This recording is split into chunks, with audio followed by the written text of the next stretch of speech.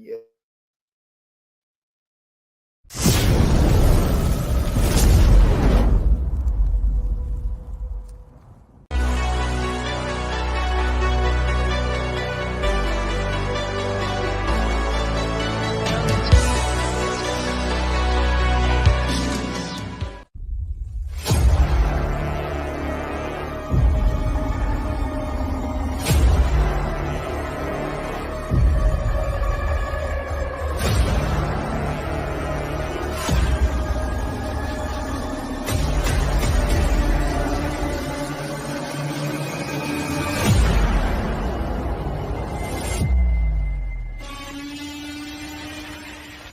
Before we talk about where we are, we must first remember from whence we came. Marty Schottenheimer brought winning football back to Kansas City and built what is now known as Chiefs Kingdom. We transitioned from a team built on its defense in the 90s to one of the most dominant offenses and return men in NFL history, led by Dick Vermeil. In 2012, a 2-14 Chiefs team displayed disastrous play on the field and turmoil off it. We asked to save our Chiefs, and in came Andy Reid, who immediately turned this franchise into a perennial playoff team. Then, on April 27, 2017, the Chiefs broke free from their journeyman quarterback restraints and drafted Patrick LeVon Mahomes. In 6 years with Patrick at the helm, we're back-to-back champs and a dynasty headed towards a three-peat. We are unrelenting for this city, these players, and this team. This is the show for the Allies. Arrowhead Allies.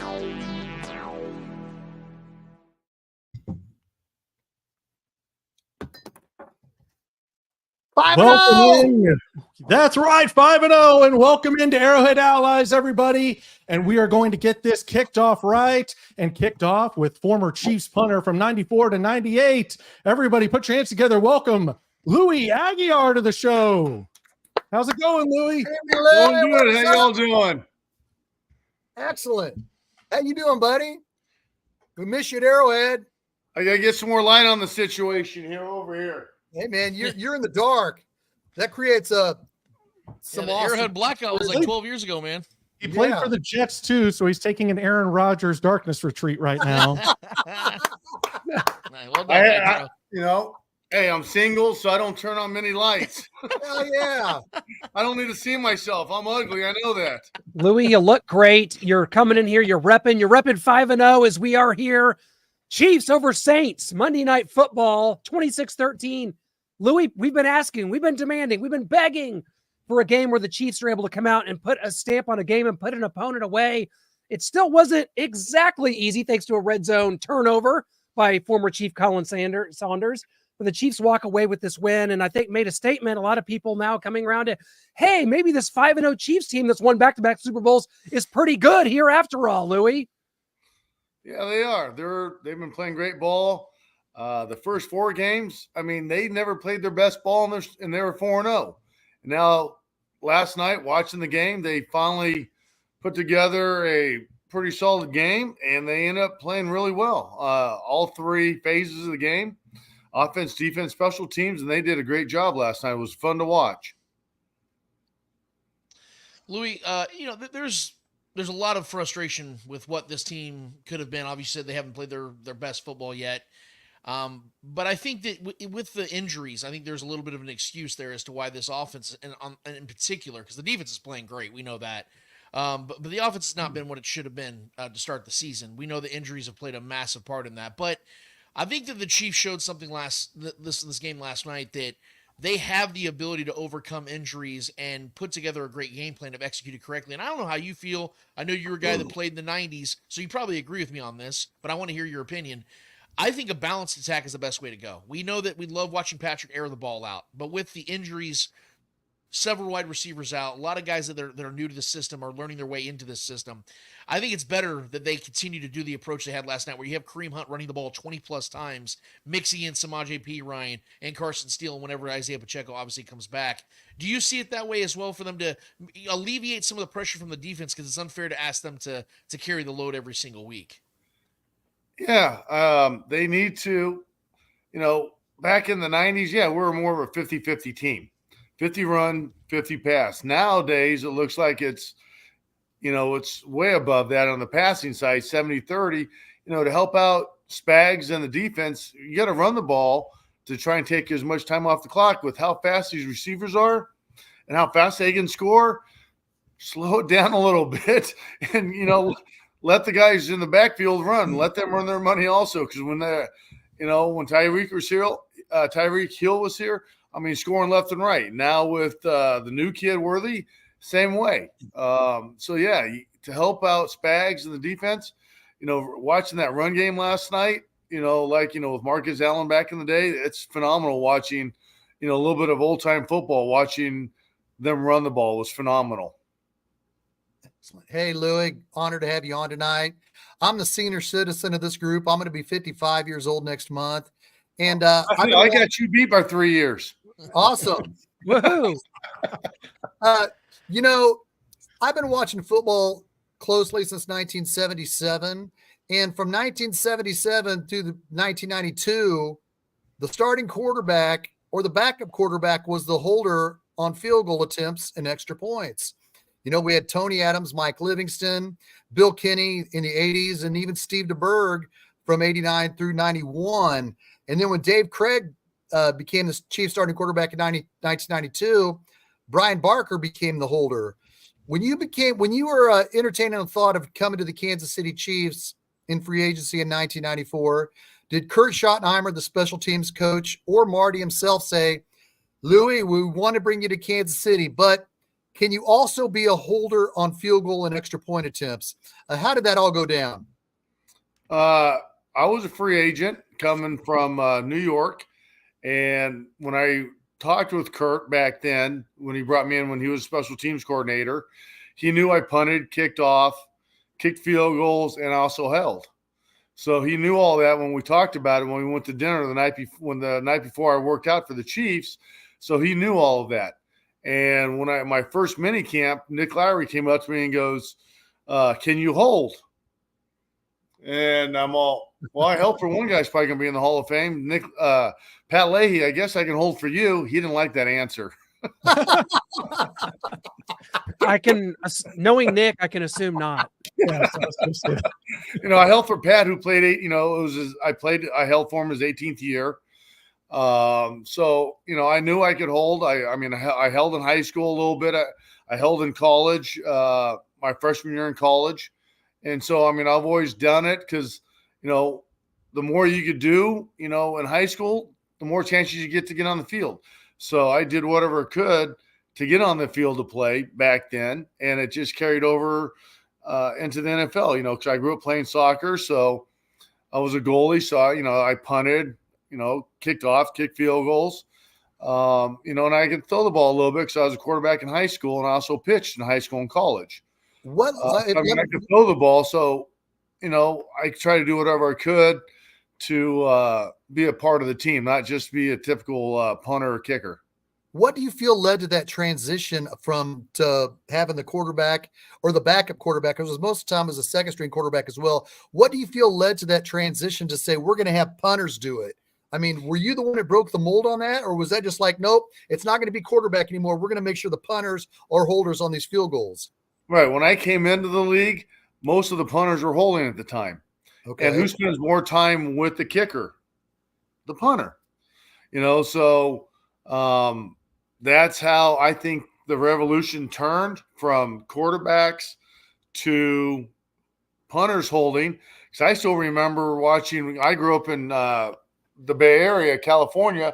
I grew up watching Joe Montana hold for Ray Walsh. Yes. And I'm all, wow, here's a guy who was a backup, same thing, backup quarterback to Steve DeBerg. Yes. And he held it for Ray Walsh, and even when he became the starting quarterback, Ray Warshie still wanted him to hold, so he still held when Ray was kicking. And then when Ray retired, that's when, they had Barry Hilton starting to hold. So, I mean, yes, back then I noticed the same thing. The backup quarterbacks always held. I guess they wanted, to try and run fakes and stuff. But who spends more time with the punter, with the place kickers than the punters? So we're always off to the side holding for them. So why not just have us hold? The field goal last night, the punter, I mean, yes, he dropped it, but he got the ball up. I saw him, get the ball up, put it back down, and Buckner put it through. They always think, oh, why don't you have a receiver hold? Well, sometimes receivers have great hands, but they don't have, they don't understand how to hold for kicking. Put it here, catch it, put it down. When I teach holding, I always taught, if you're holding for a right-footed kicker, it's like a first baseman who's right-handed making a sweep tag because you're catching the ball here. It's a sweep tag. It's the same motion here when you're holding and you put the ball on top, put your finger on top. So when I got the job coaching with the Jets, with Rex Ryan, I met with Ben Kawika, who was the new coordinator. Met with the GM, and then I met with Rex last, and he goes, "I got one question for you." I'm all, "Yes, Rex." He goes, "Can you teach my son how to hold so when he goes to Clemson next year, at least he can get on the field?" I'm all, "Sure, I can teach him to hold." And he held, and I worked with him for 6 months. He went off to Clemson, and Rex called me in his office one day, and I'm all, "Oh, okay, I'm in trouble." And he goes, "Sit down." I'm all, "Uh-oh." And he goes, Dabo Swinney just told me, he goes, "Who's your son work with? This is the best holder we've ever had." And so Rex ended up telling him he worked with me. And so, yeah, that's, I did a lot of work with Seth to get him to hold there at Clemson for him.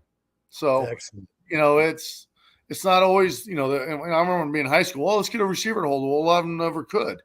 So I said, "Well, let me try." I played quarterback at the time. So, I ended up holding my freshman year, my senior year, my junior, senior. I was kicking, so I had to teach somebody else how to hold. So, and I had a receiver again holding for me when I was in high school. Well, Louie, you might have a job coming up with the Cincinnati Bengals if you're free, because they lost when their rookie punter Ryan Reckow, who was here with the Chiefs for a short time before we chose Matt Araiza, didn't get this ball down. It ended up costing the Bengals a victory as their season is quickly slipping away from them. So what happened here? From what I see there, I heard about it. I didn't see it. I don't see how well he caught it. I don't know, it might be a little inside. And from what I can see there, I mean, his right hand, when you catch the ball, you want to try and put your right hand on the belly of the ball, and he has it a little too high and on the laces because, these snappers are so good nowadays that they get laces every time. So it looks like from there, his right hand was too high and it just slipped off the ball, because I'd always try and catch the belly of the ball here with my right hand. My left hand, I try to catch the back part, the front part of it, the nipple part of it. So when I catch it here, I can put it straight. I can move it from here to here really quick for whoever I was holding for. And that's, how I teach it also. Trying, work on catching the nipple part of the football right here in your left hand. Just work on catching it here, then putting it down. Catch it here, put it down. And that's a great drill. And that's what I used to do when I was playing. So if you can catch it with one hand, this hand is just the guide hand to get the ball up and down. And then we had a Harrison Bucker rare miss. And I don't know if you saw anything here, if he just pushed it a little bit further than it didn't get the draw back in that he wanted. Looked like a pretty clean snap and hold there. Yeah, I mean, that was a good snap, good hold. Ever since Harrison had his ankle injury, he's been landing on his left knee when he kicks. And I think that, might have come up and bit him in the butt a little bit last night because when he kicks, he falls to his left knee. And see, his body's facing left, so he's actually hitting the left side of the ball, cutting across it, and it's going to cause it to fade just a little bit. And so you start it out. You can see it starts down a little bit inside the upright, then it fades off to the right. Yeah. And that's just from, his follow through when he falls down on his knee. And that's the first time that's really, caught up to him. Well, we're going to go to one of our fan questions here from Steve Harold. And he's, of course, Louie, so many memorable moments, whether it be fake punt, passes to Kevin Lockett, or this one, of course. Steve says, I can still remember your unnecessary roughness penalty. And he says, did you like to tackle and show your toughness? Oh, heck yes. I love tackling because, when I played, like I said, I wanted to be a football player, not just the typical punter kicker. I worked out, lifted weights. And so that way, when I make the tackle, I could always say, hey, you got tackled by a punter. Punter. Wait. The craziest player on the team. Insane and brave. Yes. And that's me. I love that. That is you to a T, Louie. I love making tackles. I still remember this was 99. I was with Green Bay playing against Dallas, and I was punting to prime time. And Prime comes up to me before the game and goes, hey, you give me a punt? I'm all, Prime, you run a 4.2. I run a 4.8. You do the math. I'm always getting it up to you. 36 to 42 yards, make you fair catch it. And then he was in there. He had a little bit of a groin injury, so they put a rookie in there. To this day, I still do not know who the returner was. And I punted the ball outside the numbers, left. The ball's on the left hash. I punted it left. It was a 52-yard punt, 4.8 something. And they ran a wall, and they caught the ball, ran to their sidelines and up their sidelines, and I got a beat on them. I tackled them on their sidelines. I tackled the rookie returner, and Prime comes running over. He goes, hey, he just returned that 50 yards on you. And I looked up at Dean, and I said, hey, Prime, you would have scored. He's got tackled by a rookie. I go, this rookie's got tackled by a punter. And Prime goes, man, your ass is mine tomorrow, rookie. So, I love making tackles, because, I'm part of the team. I'm not just some guy who's going to punt the ball and, jog off the field. I like, being in there. It was a lot of fun. Heck yeah. Being interjecting in here. But anyway, go ahead, Lance. Yeah. No, actually, I heard that punters are very liked on teams because they're always down to kick it, if you know what I mean. Right. But no, the question I have to ask you here, though, Louie, while we have, because we know that you're, a longtime Chief, but you started your career with the Jets. And we got some big news today with the Jets. Wow. We heard that obviously the Jets they fired their head coach, Robert Saleh. We know that they're replacing him with the DC as an interim coach right now. Since Aaron Rodgers has been there, it just feels like it's become more of a dumpster fire. And that's from our outside's perspective. I'm not in any way associated with that franchise, but Woody Johnson's done this now 3 times where he's fired coaches in the middle of the season. This man doesn't have a lot of patience. Don't necessarily blame him because that franchise has been very snake bitten for what seems to be an eternity, especially at the quarterback position, which therefore is no mystery as to why they haven't had a lot of success. From your vantage point, man, does it look like it's getting any better for the New York Jets, or is this just more of the same of what's occurred, man, over the last, what seems to be 4 decades with that franchise? Yeah, you got to get a solid quarterback in there. And when I was there, we had Geno Smith, and he didn't pan out for the Jets, but then he went and was a backup a few other places before he landed in Seattle, and he got to grow and become a great quarterback. And this is my opinion. I think, Rodgers doesn't like to have a lot of motion. He doesn't like, put guys in motion, this and that, and that's what Hackett likes to do. And so they're playing football to Rodgers like what he likes to do, and it's kind of biting him in the butt, because it's pretty vanilla offense.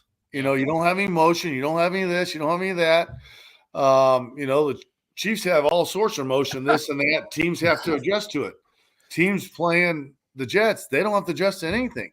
And it's kind of butting him in the butt. And, before, Saleh's a great coach. He's done a, great job as a D coordinator when he's out in San Francisco. But when you can't put when you have a champagne taste and you're putting beer on the table, it's not going to end up very well. So that's what they're doing right now out there in New York. And it's sad to see. I played for them, I coached for them, and I struggle with that to see that they're not playing good ball. Yeah. Yes, it's sad to see how Saleh was blindsided this morning. Didn't even get to say goodbye to his team. Yeah, Louie, let's go back to 1997 in the Kingdom. Yes. You know what I'm bringing up. You get this. You're ready to punt. You get the snap and you take one step and chuck it. And lo and behold, Kevin Lockett's down the field. He goes up and makes the catch, takes it down to the 1. How much practice did that take throughout that week? Did you have to hide behind I don't know. How did you have to you had to disguise that it was a punt because a lot of the defenders, they're watching this whole play take place. They're going to see if you're passing it or punting it.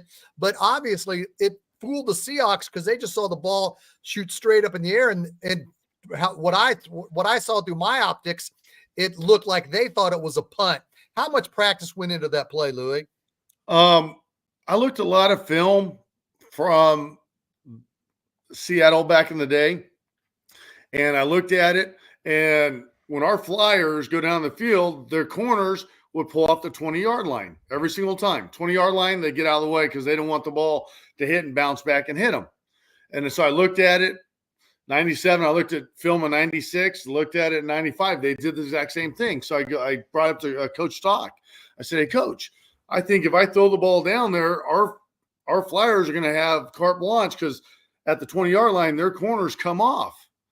And he goes, oh, they can tell if you throw it back there. I said, well, today at practice, I want to throw the ball and ask Tamarick Vanover if I threw it or punted it.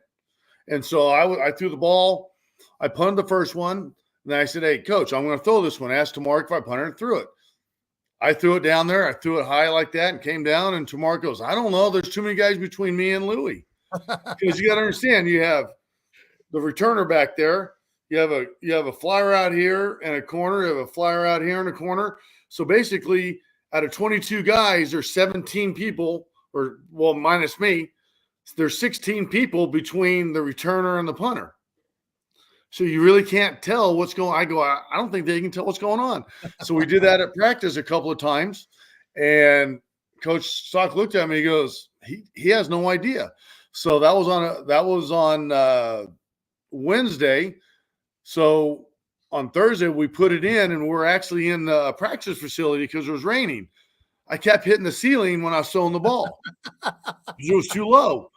And Mike goes, well, we're not going to run it because Marty can never see where the ball came down and see Kevin catching the ball. I said, okay.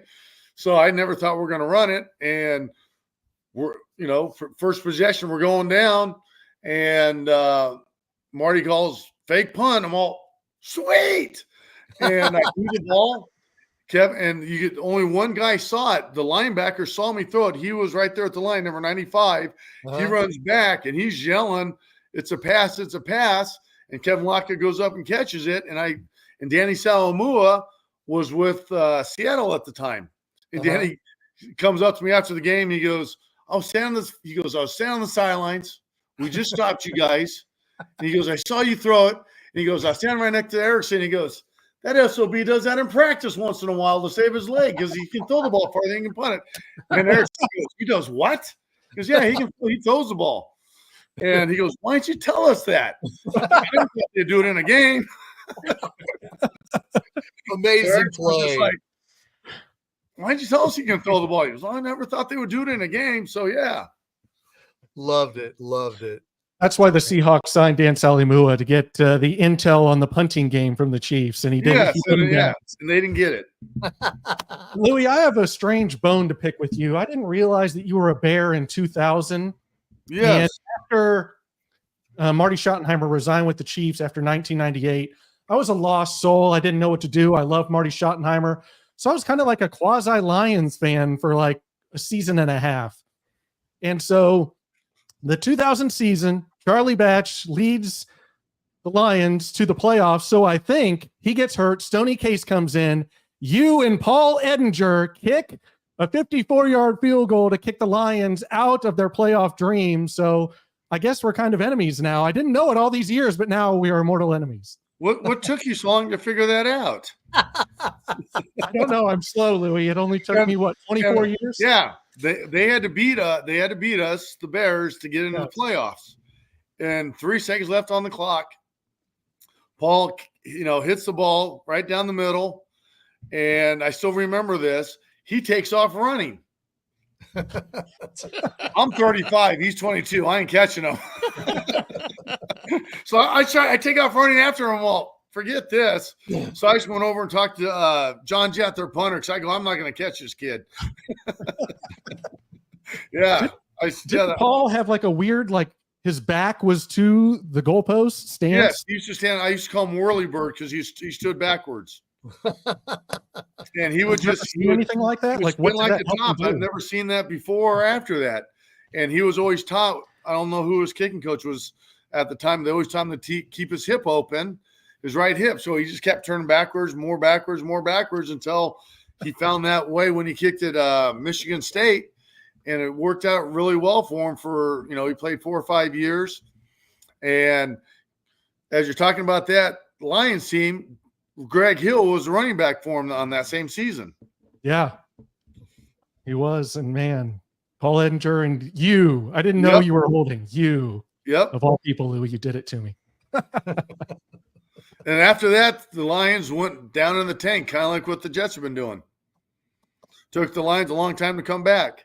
Right. Well, one team, Louie, that's not in the tank here, the Kansas City Chiefs. We're living in this wonderful dynasty era, and we appreciate you so much for being a part of the show today. Before we let you go, we're going to each hit you with we got our fast 4 questions, 4 quick ones, one from each of us, and you give us whatever comes to mind. And mine, Louie, because when I ran into you at the Foreigner concert a couple of summers ago, I got to ask you, what's the last concert that you attended, and what's the next one you got coming up? Well, who opened up for Foreigner that night? Loverboy, baby. Yes. I once saw Loverboy and Sammy Hagar at the same place. We sat in the same seats because I got tickets. I'm good friends with Mike Reno, the lead singer from Loverboy.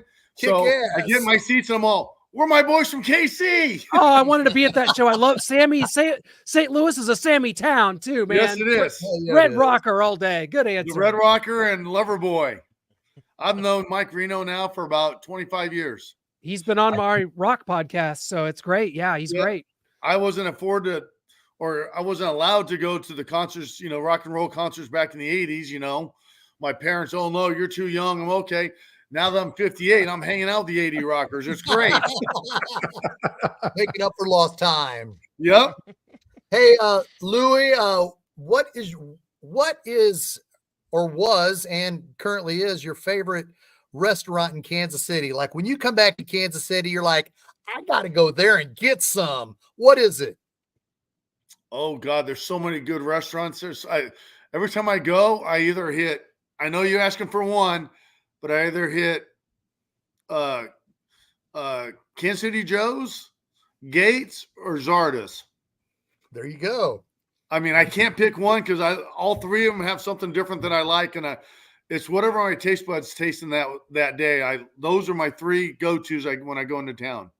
Just hit all 3 for your favorites. Get your favorite at each one. Steve Bono says there are none. Yeah. Steve Bono said he didn't say that. Don't get me in trouble. Putting Louie in a really weird situation here right now. But hey, just for the record, Louie, you might want next time you're in town, bro, you need to hit up a place called Slaps. It's on the Kansas side, and it's right off the highway that goes into downtown Kansas City, Missouri. I think it'd be well worth your time, man. Just throwing that one out there. I'll have to remember that. Yeah, man, you'll have to definitely go out there. But my question to you, it's a very simple one, Louie. You know football. You've been paying attention to the Chiefs. It's the biggest question we're all asking and waiting to know, if it's going to happen or not. Is this team going to three-peat, man? If they can keep winning with their injuries, they can do it. Because I still remember, 95, we were 13-3. We had the same team come back next year in 96, and we had a ton of injuries. So, and we didn't win games. We went 9-7 that year, I believe.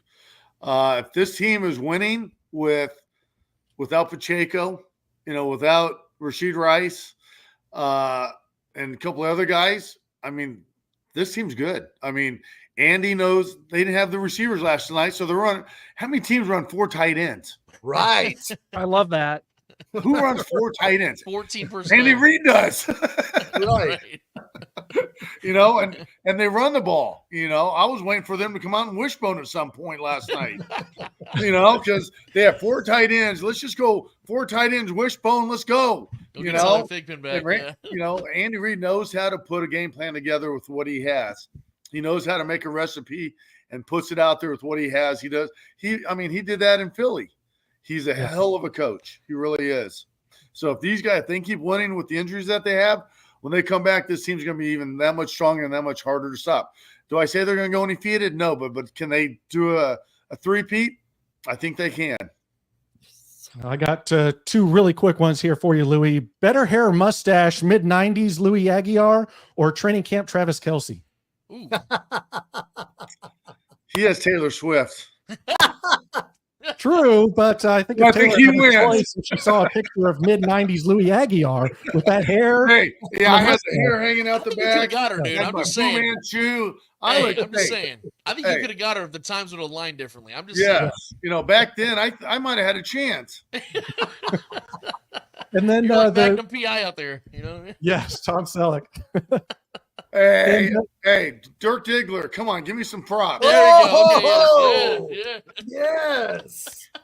Then Kurt Schottenheimer and Mike Stock. What did you like about them? How are they different? But what did you like about each of them?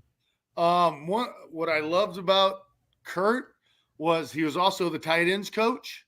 So he left myself and Len Elliott alone, and we did what we needed to do to get ready for games. One thing I loved about Mike Stock, he would ask questions. He would ask us, what do you see on film? And so he would take input just like my pass, and he would take it and look at it and see if it would work or not, and, same with, I kicked off, for onsides. I go, hey, coach, this guy keeps bailing out. Let's take a look at it. So we put fake onsides on. Mike was always, he goes, I don't see everything. He goes, I'm only one coach. He goes, take a tape home. And I would always look at tape. I started doing with the Jets under Al Roberts, and I would have to dissect it, and I'd have to give a report to Al Roberts every week, the 3 years I was there. So when I went to Kansas City, I just kept doing the same thing. And it was great because Mike would always, listen to our input where a lot of coaches don't. And I love that about Mike. And he was cool, calm, and collective. And I love Mike. I still talk to Mike to this day. Love it. And if not for Taylor Swift, maybe Shelly Smizer Dutton Easton. That's a lot of names, but she says mid-90s Louie for sure. How did you say that name without laughing just hysterically out loud? Because I already pulled it up and I laughed. That is not a real. That is not real. That cannot be real. I saw his lips moving the whole time trying to read it so he would get it right. Wow. So yeah, mid-90s, I'll take that. We got one more, Shane. I don't think Shane's got one more. Yeah, he did. I asked him favorite restaurant. Did you like Garoza's? Oh, yes. Garoza's on 40 Highway was very, very good. I liked going there and getting their chicken spandini. Yes. It's going to help us get a sponsor, Louie. So thank you so much for that. Louie, we love you, man. Thank you so much for being on the show Lou. today, buddy. Thank you so much. We love it. I'm honored that you guys thought of me since they're 5-0, that, you got a text. And I was driving, and I see this, and I had to put my reading glasses on. So I'm driving down the highway. They see who's text. Oh yeah, I'll be there. I haven't text back. I'll be home by. I coach high school football. I'll be home by 6 o'clock. I'm ready. We got the right guy this week here on Arrowhead Allies. Thank you, Louie. You're the best. I do have a bone. I do have a bone to pick with the Chiefs, though. Oh. Talk to me. You guys always see the countdown at halftime. Right. Who's missing this year? Me. Number 5. Yeah. Well, they got some new kid in there wearing the number 5 jersey, and they put him in there, and he's injured. Hollywood Brown. Yes. Wow. They took me out and put him in. I'm all, hey, look, the countdown. They're going down. There's 6. There's 7, 6. There's never. Who in the hell's 5? That's actually a valid point, man. It's a popular dude. Twitch streamer. I don't know if he plays football, but he's popular on I was in the Twitch. stands. I'll be yelling 5. I'm going 10, 9, 8, 7. Who the hell's number 5? Everybody around me goes, what? We I'm may never awesome. know. I'm We all, may never. they took me off the countdown. That's unbelievable, man. We need to Yeah, have We'll a run right it here. up five Time to poll, move on. Louie. We'll, I we'll had make 15 sure we minutes get that to the I'm right good. people. Yeah. Well, you get a light. We got to get you a lamp or something in there, and then everything will be right in the world. Yeah. That's No right. one Yeah. will talk to some people. Talk to people. Thanks for coming out of the Thanks, dark Louie. and spending your Tuesday Hey, with I us. tried to. pal. I know I'm ugly, so I was trying to save it, for everybody. They didn't have to see my ugly face. Well, then I need to Yeah. turn the lights off. What's going on? I'm like Randy Miller. I got the perfect face for radio. There you go. Legends. Always an honor, Louie. We'll talk soon. Thank you so Thanks for much for having me, being on guys. tonight. Take care. Next concert, we got to. Go Chiefs. Man, great guy, man. Great guy. Oh, Louie's the best. We've seen him, like he said, at the concerts. We saw him at training camp 2 years ago at Alumni Day. So we always love catching up with Louie. Can't thank him enough for being on. But guys, we are 5-0 heading into a bye week. That feels damn good when everybody thought, hey, maybe the Chiefs could start 0-2. They got some tough games. Falcons have Kirk Cousins. Could it be 0-3? No, it's 5-0.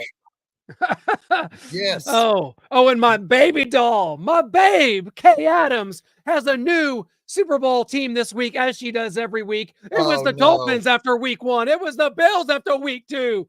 Oh, no. You didn't think I was going to really go there. That accent is not what you think it was, guys, because after week 5, it's the Kansas City Chiefs from my baby doll, Kay Adams. And Hell yes, she is welcome to come on and speak with us about it anytime. Last week it was the Ravens. They didn't play well enough for this week. She's changed every week. This week the Chiefs are back in the national spotlight as a team. It's almost like the media's had to take an about face and go make a 360. The first 4 weeks, we got all these reasons. We can punch holes in this. This three-peat's not going to happen. This offense isn't playing well. And now it's almost like a collective, we just have to say the Chiefs are still the Chiefs, as Pat McAfee would say. And 5-0 feels pretty good going into a bye week, which is coming at a good time, I believe, even though it's early. My question about Kay Adams is, why is when she's doing her show, she holds on her face sometimes and she's like, well, who do you think is the best quarterback? Is she going to sleep during her interviews or I what? think it's early in the morning. Yeah, get your hand off your Up cheeks. and Adams. I'm not being sexist or anything, Down and but Adams. look like you actually please look like you actually give a crap about doing an interview, not like you're she's bullshit. Otherwise, give the interview to us. she's leaning into the charm that she created on Good Morning Football. It's a shtick. I'm not hating because that's Clint's woman, but I will say, so in respect to Clint's future ex, I will say that she she has this little charming shtick where she wears like the oversized sweaters that go over her hands, and she always has like a coffee mug, and she just tries to present this like cool, comfy vibe on these shows, and it's just what she does, man. It's how she's always been, so I'll give her that. But that's what's going on. Can you at least stay with one Super Bowl prediction? Like, and Thank you. it doesn't change week to The week. Chiefs Like, are on a bye week, so now it's going to be the new hot flavor, whoever shows her the most this week. So no, it reminds me of back in the day when you would have the helmets on the stage, the teams that impressed me. Remember, you would have the helmets. These teams impressed me. Right. and I had like 20 helmets. Yeah, she only gets one each week. It changes each week, but that's okay. Because the bigger issue being, I think a lot of the national media, like I said, is coming around to this whole idea that the Chiefs are the 2-time Super Bowl champions. They're 5-0. They've beaten an opponent by double digits, which I didn't know was allowed. But this, guys, was the most complete performance of the season. And we will be able to really take to that as we go into the bye week because the injuries have piled up. We know what this team's dealing with. This bye week, week 5, it seemed early when you look at the schedule. Right now, it seems like perfect timing. Taylor and Travis can go somewhere tropical. Patrick and Brittany are fighting over vacation or a Royals game. I'm choosing vacation. It's all on the table. The bye week is here. The Raiders can catch up. They Well, get a chance to catch up on us. It's just more. I mean, Andy Reid, they always say his record is great after a bye, except for last year when he lost to the Eagles. Andy Reid comes up with like Harvey Williams, my co-anchor of War Chant Wrap-Up, says he thinks Andy Reid's a mad scientist, and during the bye week, he's going to be sitting in his recliner with a chalkboard on each side, just coming up with stuff. I mean, the 4 tight end stuff is incredible. The fact that Andy Reid can freaking bring Jody Fortson in and catch a 5-yard pass on 3rd and 4, who, when he was with the Dolphins at the beginning of the season, speaks of the mad scientist that is Andy Reid, that he can come up with this four tight end creativity. What do you think, Lance? Yeah, this game was an Andy Reid game, and even though Andy Reid still managed to find a way, and I don't want to sound like the negative guy here, but still found a way to get in the red zone 7 times and only convert touchdowns twice. Yeah. I think that you run the ball and you run it successfully like you were last night. Maybe on the 2-yard line you just keep doing that. I don't know. Juju's got to catch the ball, but it's still I think the wrong call was played. Very much felt like the Super Bowl with Pete Carroll trying to get Russell Wilson the MVP, but. Look, yes, Andy Reid found a way to be very creative with the tight end position, which I've always suggested because you want to have bigger targets out there for Patrick, especially when you are limited at the skill positions. What I will say, though, and I hope you guys would agree with me on this, but if you don't, it's okay. I just want to get your guys' thoughts on this briefly. This game was awesome. But after the game, I'm listening to the radio. I always try to get Mitch Holthus's thoughts on things. And, something he said about this, is, the whole, Chiefs are going to have to find a way to try and replace Rashee Rice because he's a star in this offense. He's a star in this league. And you don't just lose guys like that and just, overcome it without, replacing them or at least trying to. And I heard Mitch say, well, this is how it's going to be. This is going to be a committee. And I almost wrecked my car because I was so upset. No, because that is 100% incorrect. And I wish I could have told Mitch that to himself because I would have. That is not how this is going to go because last night is not going to be a representation of how it's going to go every week. Last night was a special night. The Chiefs had an awesome game plan against a hobbled Saints team, and it worked. You're not going to be facing that Saints team every single week. You're not going to have Monday Night Football vibes in Arrowhead Stadium every week. There are going to be teams that challenge you to find a guy open when you don't have a guy like Rashee Rice that will just find a way to get open and create yak yards. You don't have that guy. And as much as I love Juju Smith-Schuster, he's not going to have 7 receptions for 130 yards again this season. Travis Kelce is going to be the guy you're going to have to go to until you find another guy out there. And there are names out there that we know that are on bad teams right now that can and will be traded for. I believe the Chiefs have to do it. That's why I'm wearing this shirt correctly today in Veach We Trust, because I'm trusting that Veach is not going to sit on his hands during this season before the deadline. He's going to go get Patrick, a guy that can make a difference in this offense, because although last night was fun, I love the creativity from Andy Reid, but it cannot be that way for the rest of the season if this team's trying to three-peat, because they do not have enough at wide receiver to overcome the woes of the injuries they have at Pacheco, Rashee Rice, and Hollywood Brown. Do you guys see it the same way, or is that just me?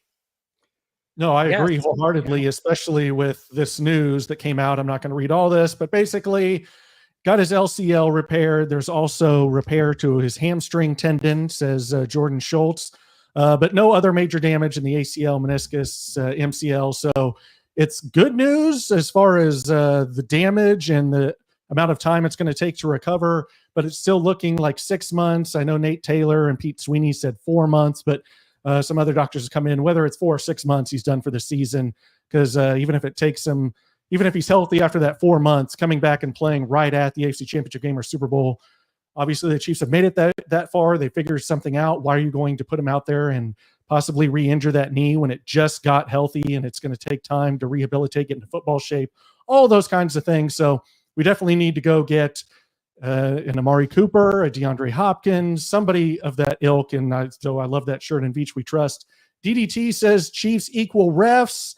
And my retort is, where were the refs here? I don't. Yeah, thank you.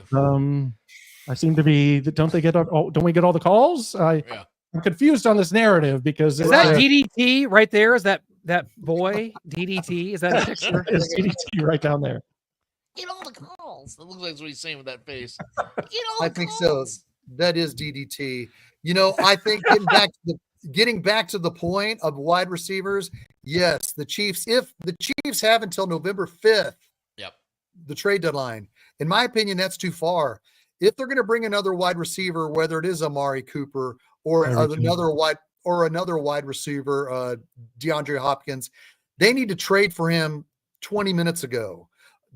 this is an important time to get these guys to learn this offense. They're going to have to learn this offense. I don't want it to be where we pick up Julio Jones or the guy we did 3 years ago that was kicked out of the NFL 17 times because he couldn't stop smoking weed. What's his name? His name is Josh Gordon. Josh Gordon, and then he doesn't really learn the offense. He's lost a step. We need a real option like an Amari Cooper, like a DeAndre Hopkins. So, and it has to come now. This is the bye week. This is when you make a trade for that guy to learn this offense, because Rashee Rice, they people thinking, well, he might be back in December, January, February, next December after his 10-game suspension. We don't know when he's going to come back. So to Lance's point, yes, Andy Reid is the mad scientist with what he can do with 4 tight ends. But at the end of the day, it's going to come down to another wide receiver option. I said last week, Juju Smith-Schuster's got to show the 2022 Juju Smith-Schuster. And with the exception of that batted incomplete pass in the end zone that was intercepted, he looked like the 2022 Juju. But the trade need for any wide receiver of any wide receiver that could step up and be that guy needs to happen right now. And let me add real quick to that, because Shane's 100% correct about the timing. It is the right time to make it happen now, especially with these teams that have guys available. They have bad records. Their seasons are done. The Browns are done, 100%. Deshaun's cooked. So the way I look at it is also the fact that I posed these polls this week on Twitter when I asked these people, when I asked Chiefs fans, what would you be willing to give up for this guy, or what would you be willing to give up for this guy? It's really a trick question, because if we're going to be honest here, and I think you guys would all agree with me, I think we're all very progressive Chiefs fans here. There isn't a single draft pick in the near future that I wouldn't give up if it meant that they insured the wide receiver position to ensure a three-peat. I think you guys would agree with me on that. But also, it goes further than that. Because if you are talking about 2025, right? We're talking about, well, you got to be right about 2025. Then also, you need to go and trade a wide receiver for this season, because we don't know when Rashee Rice is ever going to play football, guys, because he's also going to get suspended. So we're talking about, we might not get him till next November or December anyway. Right. So there's a real possibility that we're looking at a full year, even if he's healthy, that we don't see Rashee back. So you need to go and start getting guys collected for this offense for this season and next season. So there are names out there that you can go get that still have 2-year deals. Christian Kirk's available. Guys like that have 2-3 years left on their deals. They may not be pretty when it comes to the money, but you can fix those things. And if you have to give up a 3rd-round pick or even a 2nd-round pick, what is that pick to you? A backup offensive lineman for a championship?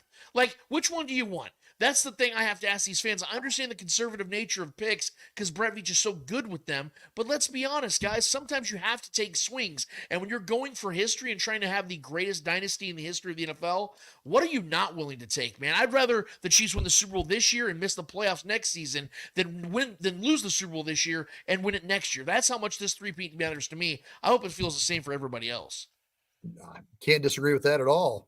No, you got to go all in for this. And, we've seen Sky Moore pop up a lot here in the comments, you guys. And I was going to say, if only there was a former 2nd-round pick on this team that could fill the shoes of a need at the receiver position. It's unfortunate the Chiefs don't have that. Hey, why don't they just play DK Metcalf or George Pickett? Oh, they didn't draft them. Sorry. My mistake.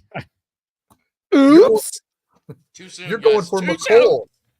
McCole, right? Hey, McCole had a pretty good game yesterday. Thank you. Thank you. I want to hear from Nitro. No, he did not. No, you don't. Noah. Drew McCole. Damn it. Thank you, Clint. Thank you, Clint, for watching the game with your eyes. He had a good game. I mean, for McCole, which the bar is so low that for McCole, that was like a top 5 game of his career. Yes. So, yes, he did. But that's what the focus is going to be on. 30 yards or something. That's what this focus is going to be on, because the Chiefs were able to go pick up a Kareem Hunt off the streets and make this offense viable, make the running game viable. And I like that 1-2-3 punch. I don't know that, God, I hate to say it. I hate to do it. I don't know that. Should I say it out loud? Say it, babe. Say it. I don't know that you're going to need Isaiah Pacheco back healthy to ensure this three-peat. Bingo. Because you have a better running back now. Kareem is a more complete back than Isaiah Pacheco. I love Isaiah Pacheco. I know. Awesome running back. Kareem Hunt brings more to the table, and this has been proven time and time again, because he's already a better pass threat as well. Guys, he's averaging 10 yards per reception, by the way. He's got 3 catches in 2 games, 31 yards. Kareem Hunt already has 200 total yards. 200 total yards in 2 games, and he was on his couch 9 days ago, 10 days ago, whenever it was. Like, think about that. This man is just a natural stud, and now this team has him back. And Still, the offense looks amazing. Yes, so when Checo goes back, it's only a positive. But like you said, course, I don't think they're going to miss a single beat, man, because Kareem is back. well, Yeah. we can't. I want to be careful with Kareem. Yes, it was awesome. He had 28 carries for 102 yards and a touchdown last night. But I think his longest run from scrimmage was what, 9? But Yeah. we got to be careful. I mean, the Chiefs ran. I know this was 18 years ago. The Chiefs ran Larry Johnson to the ground when he had 39 carries on Halloween in 2006 for 120 yards. We got to be careful running him because they were. Sure. He was. Kareem Hunt was taking freaking hit after hit. Didn't he have not to interrupt you, Shane, but didn't he have like 600 carries in like a 2-year span? Yes, I mean, So I want to be wore careful. out, yeah. I had no idea Saturday that he had a shoulder issue that they were watching closely. I was like, wow, I didn't know about that. But they weren't afraid to run him. So I think if you get Pacheco to spell him, he's the perfect guy to match with Kareem Hunt. I can't wait till that happens. But he definitely, in my opinion, hopefully with the 49ers, I don't know if Clyde's going to be back from his PTSD injured reserve thing.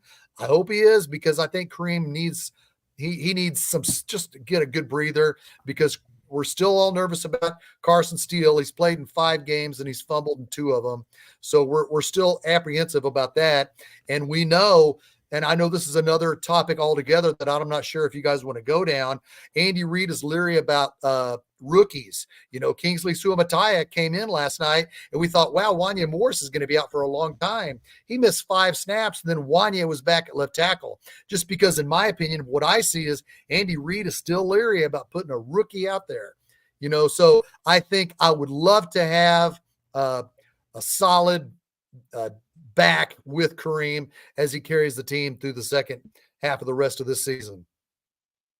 Yeah, I definitely would like something more substantial than we're getting out of Carson Steele, especially with him putting the ball on the ground. We'll see how he does in the coming weeks, but whether it's CEH, whether it's Pacheco when he comes back and they're kind of a 1-2 punch, I think that'll just add to this offense and could spell Kareem, like you said, he's getting 28 carries a game for the rest of the season is not going to keep Kareem healthy where we need to be. But the Chiefs defense is shutting down and keeping these running backs where they do need to be for the Chiefs, and that is under 50 yards for all of these starting running backs the Chiefs have faced. We're adding to the list. I've only got about one more column that I can fit on this graphic, so Chiefs, feel free to ruin my graphic and do this the rest of the season, and I'm trying to fit 17 names on here, but Alvin Kamara, 11 carries, 26 yards, one of the best backs in the league, somebody I wanted to draft in the same draft that Kareem Hunt came out of, but we took the great Tano Passanio. Everyone knows, everyone loves Tano Passanio, but me and you are so on the same page, Noah. Unfortunately, the Chiefs didn't see it that way. They did get Kareem, and Kareem had his troubles. He went away, came back, and he had 102 yards, and Alvin Kamara has been with the Saints this whole time, 26 yards. So take that for what it is. Kareem should have been here a long time ago. Is this the best defense in the NFL? Yes. Flat out. Yes, it is. They are the most consistent defense in the NFL because we've seen the best of the other defenses have bad games. The Chiefs haven't had a bad game not only this year, they haven't had bad games in multiple seasons. Guys, I don't know if you saw the stat I've been posting consistently. Matt McMullen from the Chiefs decided to hijack it and use it for himself. But I've been using the stat now for over 3 years that Steve Spagnuolo, under Steve Spagnuolo, the 42 of the last 43 games, the Chiefs defense is not allowed an opponent to score 30 points. Wow. And the only game they did that was against the Eagles in the Super Bowl 2 years ago. They haven't. This is how great it is, and it's been 26 consecutive games since that Super Bowl. The Chiefs have not allowed an opponent to score 30 points. People say, "Well, Lance, that's a lot of scoring." Exactly. Every other team has allowed at least 5 times. So that tells you how great this Chiefs defense has been consistently. Chris Jones has been the best Chief this season, and it's not close.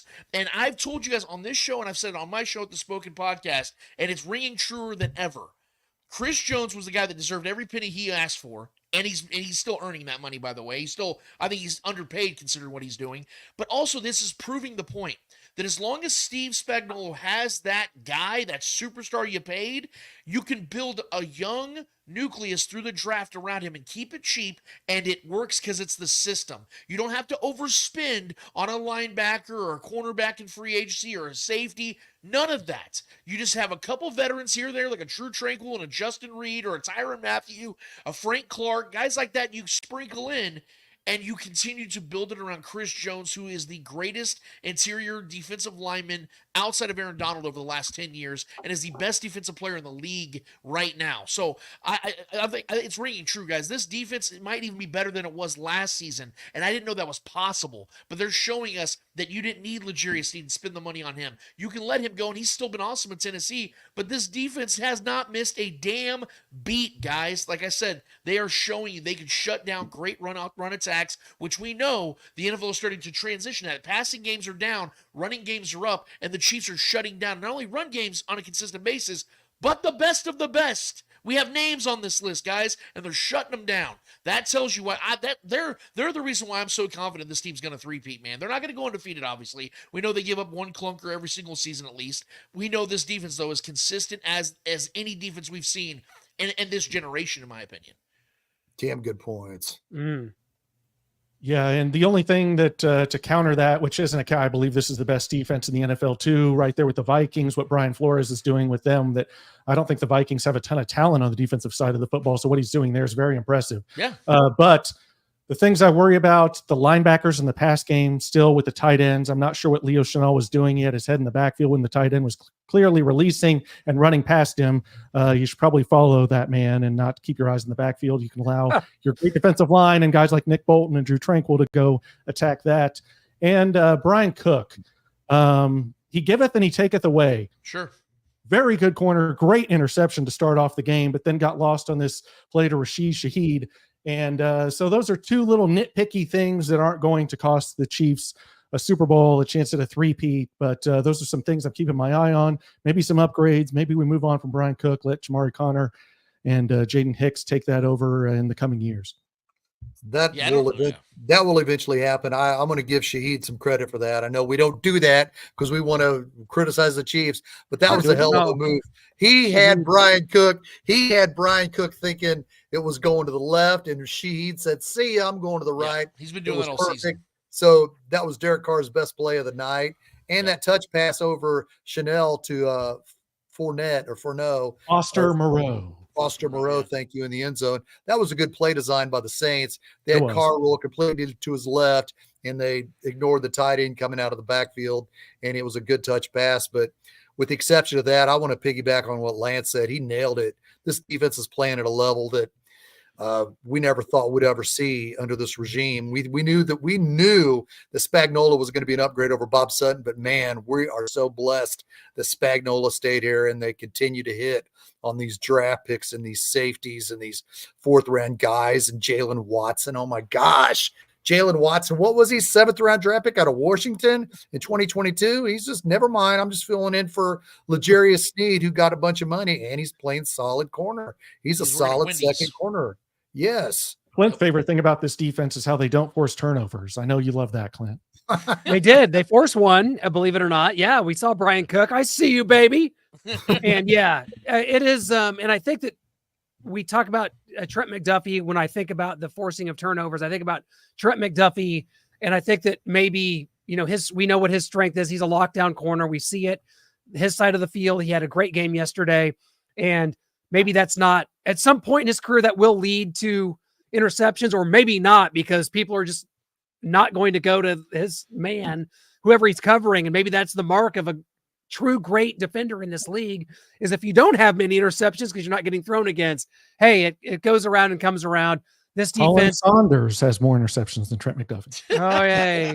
I love it's great. I don't know. There's something about this that I'm just like, I'm already over it. Like, okay, we love you, Colin. Used to play here. Great. Hey, great. Fat guy's running with it. Okay, great. This isn't Sam Adams in 03 for the Buffalo Bills. It's not that great. No, we love you, Colin. Hey, we love you. We can live with a defense that has problems with tight ends because there's not a lot of great tight ends in the league. I'd much rather deal with that than getting gashed in the run game because there's a lot of really good running backs and getting gashed by receivers. The Chiefs have been very good. Like you just talked about Jalen Watson, Shane. He's been playing. He's an underrated asset in this defense. And McDuffel bag, as I like to call him, because that dude just wraps up everybody and locks them down. Yeah. I would much rather deal with what the Chiefs are dealing with. You're right, Noah. Obviously, yes, they have a very, very strong weakness. That's a weird way to say it, but they have a big weakness. They have a big time weakness at tight end. It's been prevalent all year long, and it's been a problem. But I can live with that over them just getting destroyed by a wide receiver. They played Drake London a couple weeks ago, and he has 130 yards like he does against whoever it was the other way, or against the Buccaneers. Like I can live with this, man. But yeah, they still need to get better at that for sure. But I feel so confident this defense is going to continue to in stride the way they've been doing for seemingly 3 straight years now. And Black Friday is going to be coming before you know it. And you go out there, look for your deals, put out a 10 outside Best Buy. The Chiefs are getting a deal because Charles Omenihu is going to be coming back around that time to add to this defense in the pass rush. We need Mike Dana back. We need Charles Omenihu. That's just going to help this defensive line get more pressure on the quarterback. It can't all rely on Chris Jones. I know Karlaftis is getting pressures. He needs to get to the quarterback, needs to finish it off. And then we got Chiefs again here. Do you think we will get Hollywood Brown back before the playoffs? I don't know about before. I think somewhere in the middle of the play. Maybe he's ready for a divisional round. Maybe that's where we start. I can see AFC Championship. I think AFC Championship would be when you get Hollywood Brown back, and then you have 2 weeks if they were to win get in the Super Bowl, get adequated for the Super Bowl. I think that's the only way you see Hollywood Brown back is that they have a deep push, which we all expect. Where do you think he might fit in, Lane? Just to kind of piggyback off that, where do you think he might fit in if they do bring an Amari Cooper back and Xavier Worthy develops, and then we've got this guy who's been out all year injured, and now he's just finally working his way? How do you think they're going to integrate him? I know exactly how they're going to integrate him. They're going to utilize him the way that they were wanting to use Xavier Worthy if he was more experienced. You see what they're trying to do with Xavier, but you can tell that Xavier's still growing into his role. That was why I had Xavier so further down in the statistic column this year in my predictions. I had him at about 4 or 5 touchdowns, about 600 yards total. But I had Hollywood around 780 yards and about 6 touchdowns because I have him as that guy that may not have a lot of volume. He's only going to get like 3 or 4 catches a game, but they're going to be 17, 18 yards per reception. I see him as that guy that's going to stretch the defense, make them respect it. But I also said there's a blessing in disguise with his injury because what it's going to do is it's going to force Xavier Worthy to grow up a little bit faster, kind of like a Rashee Rice did last season. And by week 8 and 9, he all of a sudden became the wide receiver 1 on this team. I'm not expecting that from Xavier, but having said that, he is a first-round pick, which means there's more expectations on him than even Rashee was coming in his rookie season. So now that Hollywood's been out of the picture and will continue to be out of the picture until possibly the playoffs, I think that Xavier Worthy can grow into that role where now you have a problem, which is a good problem, and it's called depth at the same position and same style of player. So, yeah, and all of a sudden we might end up having that here in Kansas City at wide receiver if Hollywood Brown is able to come back. But I do expect him because you saw the chemistry being built between him and Mahomes all throughout training camp, all throughout the short preseason part we saw. You saw that Patrick wanted to utilize him in this offense and become an integral part of this offense. I expect there to be something close to that. And I also expect Hollywood Brown to be back in 2025 because his market's going to be next to nothing, and he'll only be 27 years old. And I think that him and Patrick Mahomes have unfinished business to attend to. Big time. Well said. And predictions for the bye week, anybody? Go Chiefs. Go sleep. Travis and Taylor somewhere tropical. Maybe we'll get real lucky and they'll be in swimsuits and a hand on her butt for a photo op. Juju's going to go to Japan or somewhere. He likes anime. Yes. He's going to wind up going to a Pokemon convention. For Patrick and Brittany, oh my goodness, what predictions! Patrick's going to be in the playoffs. He's already said he's going to be at the playoff games the next 2 days. So Patrick Mahomes, since Patrick Mahomes is already going to be at the K, let's make that trade for that wide receiver tonight. So before he goes to the playoffs, he can work with them before he watches the next 2 Royals games. So let's make that trade happen, Veach. These guys, we've got to learn this offense. Look, all these storylines are fun and interesting to think about, guys. The one I'm worried about the most is when is Clinton, K going to tie the knot here? That's what Clinton I want to know. Yeah, man. you know, Kay Adams. I want to see, you know, when is Clint going to I'll slide tell into you the when, DMs and Lance. make it official? You know, I don't know. When she has the same Super Bowl prediction 2 straight weeks, that's when I will make sure that we take that to the Hey, next she got level. family at Lee's Summit, bro. She's not hard to find. We could definitely make this happen. I'm just saying, dude. I got a buddy, my buddy John Neldon, shout out. He is the biggest Kay Adams fan. When we see her at the Super Bowl and stuff, he's like, "Can you say hi for me? Can you give her a Or friendship my bracelet?" photo. And I'm It's like, unreal, man. Over mean- face. You can go, hi, I'm Kay. How you guys doing? Shane, I do love your Kay Adams. I do admit Is it. that on point? I love it. I'm just asking because I usually jump into the middle of her show and she looks like she's half asleep doing the interview. So I was just like, So it's true, dude. I It's true. must have missed something. So It's yeah, true.